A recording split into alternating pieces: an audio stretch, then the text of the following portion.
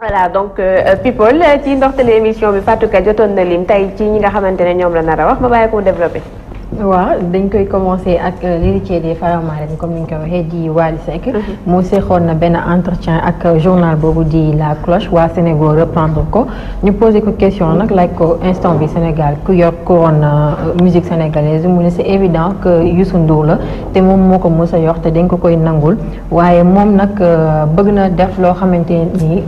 dina dépasser daal ki nga xamante ni mooy Youssou Ndour même si c'est quelqu'un qui respecte beaucoup papaam la te teg na ko fi mu ko war a teg mais bëgg na def loo xamante ne nii dina dépasser Youssou Ndour wax na aussi que même à part Youssou Ndour bëgg na dépasser yi nga xamante ne mooy monument yi musique sénégalaise yi ba ci papaam Thione Seck donc nee na segam épargne papam donc écarté wul keneen ku nekk ci monument yooyu noonu de la musique sénégalaise te nee na aussi comme Youssou Ndour li mu def ci Sénégal taxawal fi ay li nga xamante mooy ay emploi yu ni mel moom aussi bëgg na koo def ba romb ko sax ñoo xam ne moom aussi am na lu mu def ci musique sénégalaise bi moom Wally Seck. c'est bien. ah mais li mu wax c'est vrai il a l'avenir devant lui.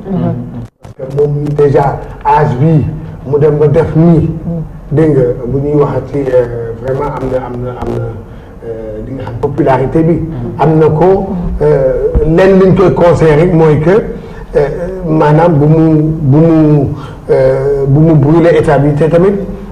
mu yoon bi dafa xaw a bari ay affaire dégg na ko moytu parce que am na ñoo xam ne am na ay papam yoo xam ne dañoo fooye seen bopp ba xam nga atteindre ñu seen kii voilà c'est vrai. D'accord alors suñ jógee ci moom dañuy jàll ci ki nga xamante ne ni mooy Tata Alima comme ni ko ñëpp xamee nekk ci série boobu noonu di Idole mu nekk koo xamante ni ñëpp dañ koo bëgg à travers rôle bi nga xamante ni moom lay incarner ci Idole moom nag ñëwaat na un peu sur li nga xamante ni mooy sa vie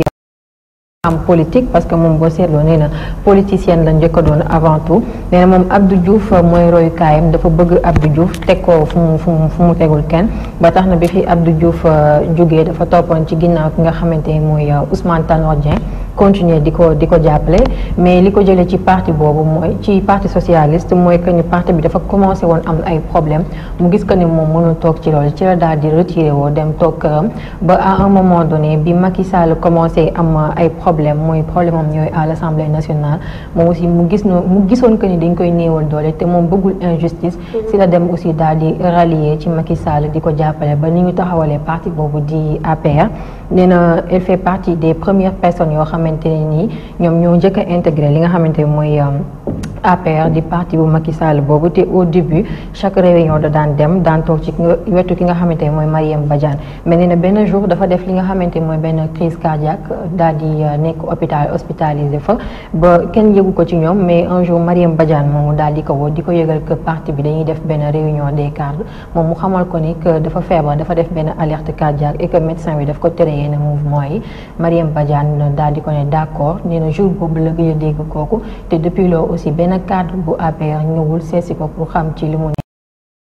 APR le parti APR a été ingrat envers elle vu li mu def yëpp pour parti bi te kenn mësul ñëw seesi ko taxaw pour xool nu mu def ak santé. bëri nañ di politicien boo ko amal tur njëriñ rek moom fàttali la de. neex ànd naka di tàggali. waaw ñoom nii la rek de politicien.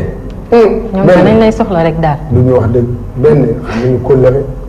xamuñu ko de. dama. en tout cas alors su ñu jógee ci moom Tata Alima dañuy jàll ci woykat boobu di Yves Niang mu nekk koo xamante ni aussi gëj nañ ko dégg ci showbiz bi alors moom Yves Niang dañ ko invité woon ca RFM ci émission boobu di Kër gi ak Sidaat mu daal di wax ci ni mu gisee musique sénégalaise bi instant yi d'abord dafa commencé par wax que ni Sénégal am na ay woykat yu mag yu fi nekk yoo xamante ni kenn xamu leen te li tax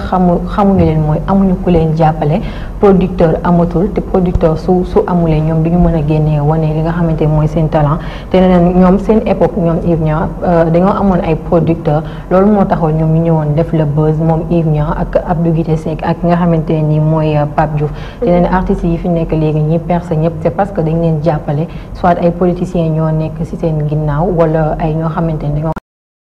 si nekk di leen jàppale moo tax ñu percé bu mu jël exemple Wally Seck nee na Wally Seck dafa ñëw fekk lépp pare papa amoon na orchestre daal di ko jox orchestre bi ne ko woy demal ak aussi li nga xamante ne mooy seen boîte de nuit boobu loolu moo tax Wally Seck am buzz bi mu am loolu moo tax Wally mu daal di percé malgré que Wally c'est son frère nee na bu ñu gis ne que da ko teg bët mais moom li mu gis loolu la wax nee na moom su amoon ni Wally am ñëpp dinañ xam ne ñi fi nekk kenn daaxu ko si way moo leen daax way en plus de cela mu wax que léegi li mu gis neexu ko muy afrobeat bi ñu bëggee jël teg ko ci kaw mbalax bi te nee na li fi ay ñoom Youssou Ndour def Thione Seck def ko fi warul fay muy mbalax bi donc waruñu ñëw jël afrobeat teg ko ci kaw mbalax bi da nga war a jël mbalax bi yëkkati ko ñu jaay li nga xamante ni mooy musique sénégalaise bi duñu ay nigériens mais ay sénégalais lañ moom Yves Niang loolu la wax.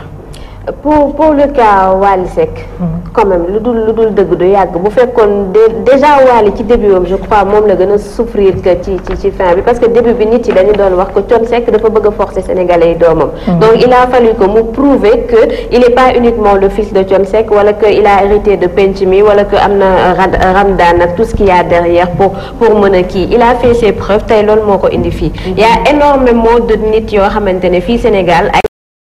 de tel lañ wala fille de tel seen papa yi yor orchestre ñii seen papa am leneen ak leneen teewul ñu ngi way mais sénégalais yi consommé wuñ ko donc après de la même manière sax am na ñoo xam ne duñu doomu benn waykat exactement pourtant ñi ngi def xam nga buzz moom dafa nekk loo xam ne jarul sa papa nekk Samba wala Demba jaru ko parce que Sidi Diop bi ñuy wax nii man xaw ma papaam boog di way papaam seen famille déjà famille Sidi Diop famille wam kenn du way moom kese moom moo ci way pourtant ñu ngi koy xam di ko kii mi ngi dem di def ay affaire am ak yooyu donc peut-être ci li mu wax moom am na ci loo xam ne nii xel mën na koo nangu quoi il faut que ñu am ñoo xam ne dañ leen di accompagner di leen taxawu comme ça ñu mën a avancer waaye mënuñu koo teg ci ay affaire u papaam ak yi su ma amoon lii nangam parce que aussi way dafa nekk loo xam ne déjà di nga am ay moyens am ñu la taxaw am ñu la jàppale waaye aussi il faut nga am xam-xamu waykat boo xam ne moo lay tax nga a avancer ba buñ la indilee matériel bi gën a sophistiqué ci àdduna te xamoo dara doo dem fenn bu fekkee yow da nga ko bëgg a jàpp ci jël benn samba jabare sambali moyen wala nangam jël ci tuuti bëgg a def séefu bopp bëgg a mais loolu dafa yomb am na ñoo xam ne ñaari affaire ñett la ñuy jël yoo xam ne ci mag ji lañ ko tibbee sinon duñu way am na ñoo xam ne sax dem nañ bi fii dañuy jékki-jékki jël ci Serigne Moussa Ka ay affaire am tuuti dem bëgg koo jaxase way dañu bëgg lu yomb artiste l'art c'est la création loolu lu mu dee lu nit néew xam-xam nga ko dañu war di créer di def kii mais du ay affaire da nangam ñu bëri ñu dem daal seen talent bi je pense man bien que mënu Samba wala Demba ak yooyu et puis nit yi kenn mënu leen forcer c'est-à-dire ubbi naa boîte de nuit mënoo jël paaka nga tiim ko ci baatu kenn ne ko par force chaque guddi da ngay ñëw fes ci man da ngay am talon nga prouver que ñu la fay fekk mais pas du sant du rien moom moo fay teg nit alors bu ñu jógee ci moom dañuy jàll ci ki nga xamante ne mooy Bouba Ndour waa Seneweb ñoo reprendre information bi bon moom dafa ñëw di def ay explication ci seen direct bi ñu defoon ci lamb ji weesu diggante Papa Sow ak Ama Baldé parce que boo seetloo direct bi dafa jur ay coow yu bëri ndax lamb ji daanaka ñi ko doon suivre ñëpp kenn seetaanoo grand combat bi ndax bi ñëwee ba foofu yëf yi dafa kale moom nag muy jéggalu d'abord muy jéggalu sénégalais yëpp ci yëf yi ni mu demee nekkul woon seen coobare moom li mu wax nee na combat bi dañ ko jël 48 heures avant le combat loolu noonu rek c'était pas évident pour ñu mën a def liggéey bu jaar yoon en plus une partie de seen matériel bi mi ngi woon à Ndioum parce que ñu ngi doon def foofu aussi direct concert bi fa Youssou Ndour doon amal loolu tamit bokk na ci complication yi amoon ci jour combat bi nee na bu ñu seetloo ñoom def nañ 4 heures de direct non stop yoo xamante ne nii benn problème amu si mais 5 dernières minutes yi li indi problème bi du erreur du mbirum signal mais satellite bi moo amoon problème mu bubandoo explication boobu la joxe nee na ku xam ñii wax naan groupe Futurs Médias am ñu matériel mënuñu direct ne ku xam groupe Futurs Médias xam ni ay matériel yu sophistiqué la ñu am ay matériel de dernière génération moom la ñu am te aussi nee na cuune nekkul groupe Futurs Médias ñoom ay xaw ma na lañ koy waxee wax na daal ba ni ñoom ils font du haut niveau daal ñoom waa groupe Futurs Médias donc ne nit ñi nañu bàyyi di wax que ni ñoom mënuñu direct wala seen ay matériel baaxul tel n'est pas le cas. kuy bëre mooy daal. mbaa ñu daal. en tout cas li ci ne daal man li ma ci xam mu gudd mu gàtt mooy ñoom xam nga déjà wax na ne dañoo doog def xaw ma direct xaw ma njuum xaw ma fan. bon ba ñu xamee ne. bu ñu defee direct jub def fii nangam day posé ay loolu ñu bëjee dugg loolu mooy wax bi et puis deuxièmement man li ma ciy wax sax du au-delà de problème bi am ak yooyu xam nga fii nit yàgg na fee def direct muy Magalu Touba ak muy leneen muy am ay problème te doo dégg kenn dina di ci wax parce que nit ñi xam nañ ne direct aussi dafa nekk loo xam ne yomb na yombul da ngay toog sa kër rek ñu la koy servir au même moment événement bi di am kon day loo xam ne nii du lu yomb waaye xam nga li ci nekk mooy lan mooy yaakaar naa ne wax ji fi nga xam ne fi la jóge ak coow li mu leen jural après coow lu bari li ci topp mooy tout simplement dañu ko jëlul ak modestie liggéey ko ak modestie servir ko Sénégalais yi ak modestie loolu mooy la triste réalité ndax tey ku mel ne Lamine Samba bu fekkee toog na foofu di wax naan ay xawma lan di kii ñu tegal la ay affaire ngay fecc ci ay biir émission di def ay affaire naan ay xawma lan du lu ñuy moytoo xawma noonu xawma lan c'est que il est temps ñu bàyyi affaire enfantillage yi ñuy def ci liggéey bi il est temps ñu respecter Sénégalais yi nga xam ne ñooy seetaan il est temps tamit ñu am professionnalisme un peu ci yi ñuy def te bàyyi ay tappale parce que moom bëggul jëmu tey ne moom déjà fecc bi fecc foofu rek man kii man rakkam kii nu mu tudd du vieux di koo xam ne man sama xarit personnellement la ne fii di fi liggéey bu am solo moom déjà dafay ñëw en tant que artiste ñu xam ne artiste ndax bongoom la yor di jouer bokkul ak ki nga xam ne nag moom dafa dem toog ne day def ay émission yooyu kooku moo gën a war a mën a am sérieux sax yaa ngi dégg waaye ñëw taxaw ñu lay defal ay affaire ngay way di sànni nit ñi ay xeer naan way xaw ma lan ki koy man ki koy jéem dafa am proverbe bu olof yu bëri yoo xam ne ñoom ñoo ko jël wax ko ci seen i plateau dem ba ci jour lamb ji ñu toog di ko wax di bàkku rek nit ñi toog seen kër di seetam dama ne bu fekkoon noppi dañ liggéey affaire bi te amul problème mu am problème kenn du ci wax waaye ñoom ñoo bàkku ne mën nañu comme dañoo bàkku ne mën nañu nag yaakaar naa ne dañ ko war a di réussir à tout prix buuba nag moom bu fekkee dafa def ay excuse ak yooyu wax ne mi ngi jégalu Sénégal yi Sénégal yi dañ leen di jégal parce que fii amuñu lu ñuy kiiwal kenn de toute façon def nañ ko gis nañ ko du loo xam ne ñii lu ñu réussir la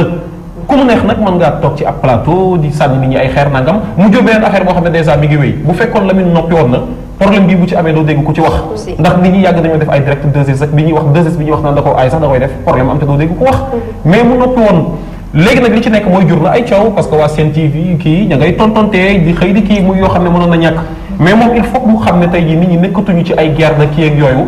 média yi dañu am média bu ne dafa am ligne éditoriale am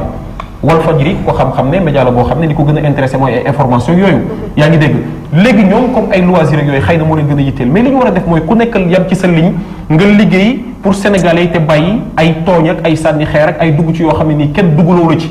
loolu mooy problème bi du problème mu direct bu am ay problème mu nit la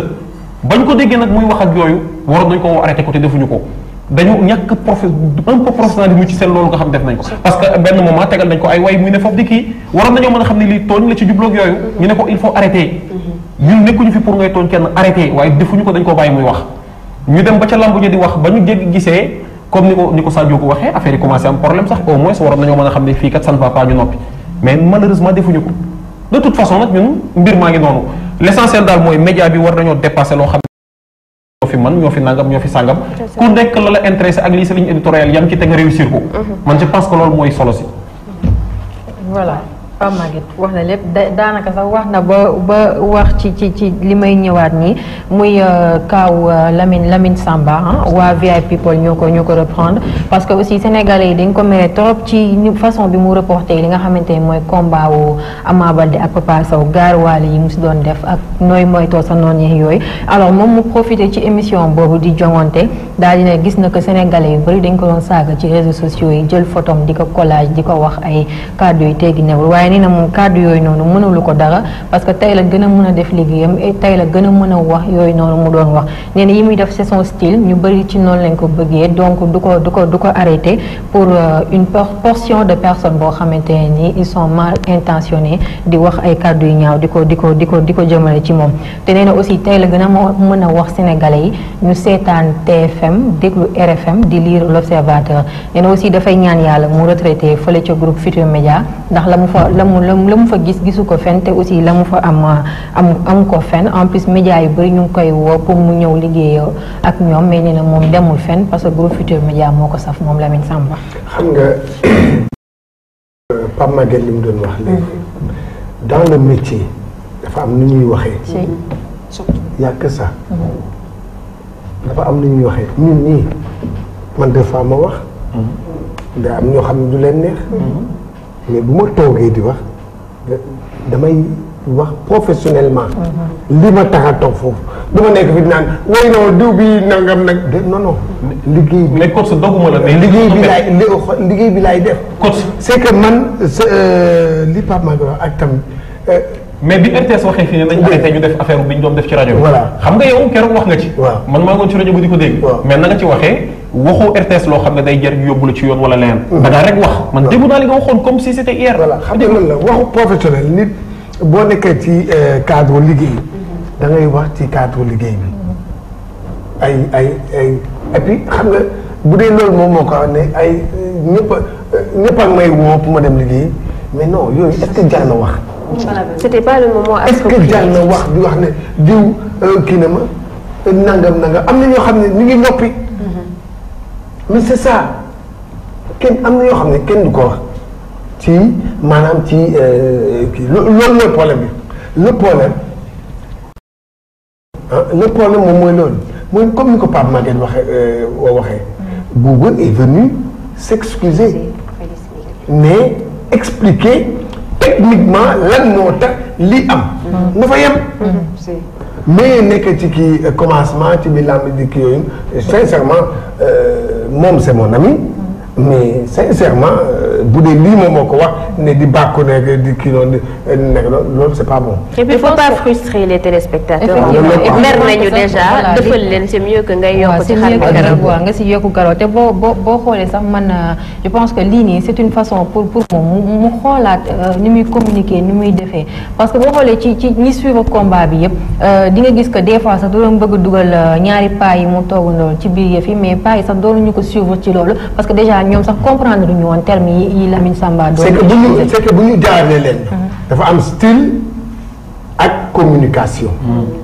nit ki day am style am. propre yoo xam ne nii la mais communication bi benn la. mais bu ñu jaaree communication parce que ne diw waaye ñu ñoo fi gën a aay ñun suñu télé moom loolu du style. non loolu du style. loolu du style de. en plus griotisme boo ko amee. loolu du style griotisme mooy loo xam ne nii doo ko ñëw di ko indi ci. wala nangam boo amee sa griotisme da nga koy garder pour yow ba dem ci say affaire bopp boo ñëwee nag ngay liggéey ak nit ñi nga respecté doomu adama yi parce que moom en fait dafa tàmm affaire yoo xam ne nii da koo tàmm ba nga xam ne dafa dem ci man bala maa bëgg a dee rek ñu naan ay ñun la ñu gën a seetaan nangam ñun la ñu gën a seetaan kuy liggéey ci média koom xam-xam du ko wax parce que tout simplement ñiy seetaan ku ci nekk da nga am lu la intéressé am na ñoo xam ne xam nga leen intéressé bloc du soir ñu seetaan ko parce que ay magum jëmm lañ yoo xam ne série yi ñuy teg benn intéressé wu leen ci li leen intéressé mooy informer wu juste et vrai am ñoo xam ne li leen intéressé mooy dem seetaan ay série yooyu parce que ñoom information sax musuñoo seetaan journal am na ñoo xam ne dans ce pays dem nañ ba am ay 25 musuñoo xam ne journal ça ne les intéresse pas am na ñoo xam ne ba ñu amee 20 ans ba tey musuñoo tardé édition ba tey ñu am 70 ans parce que tout simplement ku ne ak les intéresse donc da nga ciy yam fexe pour réussir te bàyyi di dugg ci yeneen di tooñ parce que yaakaar naa ne média bi li muy yaatu def ay match gala léeg-léeg mu am léeg-léeg ñu ne way gala da nangam parce que tout simplement loolu li ñu ci jublu je pense que mooy bennale mais boo toogee nag sànni ñee xeer ñu xëy ngeen commencé di sànnante ay xeer nga naan xaw ma ñii dañoo jógee Real ñun ñu nekk xaw ma Barça xaw ma ñi nekk Pout xaw ma lan yooyu yëpp ay tooñ la yoo xam ne nii il faut que ñu wax ko ne ko moom mu arrêté di tooñ parce que loolu muy def noonu du style comme ni ko kot su waxee c'est vrai voilà moom lañ koy ndax képp Lamine Samba wax d'accord ci Lamine Samba lañ koy waaw ci Lamine Samba lañ koy tëjee ci kàttanu yàlla donc